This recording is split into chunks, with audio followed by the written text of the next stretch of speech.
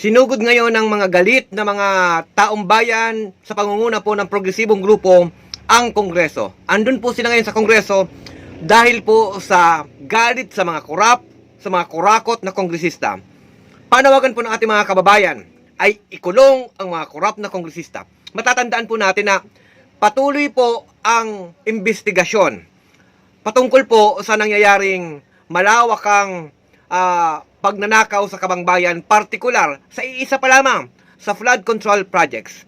Ngayon po, ito pong nangyayaring matinding korupsyon sa kabangbayan ay may mas madaling pa pong pag-uugatan na pinag-uugatan. Kaya mga kababayan, ito pong nangyayaring aktibidad, nangyayaring rally sa harap po ng Kongreso ay pagpapakita ng matinding diskontento, galit at dapat maging vigilante lahat ng mga mamamayan sa lahat pong magnanakaw na halal ng bayan na dapat nagsisilbi sa mga mamamayan. Papanagutin ang lahat ng magnanakaw, papanagutin ang lahat ng mga korap at mga kurakot na mga kongresista at mga politiko.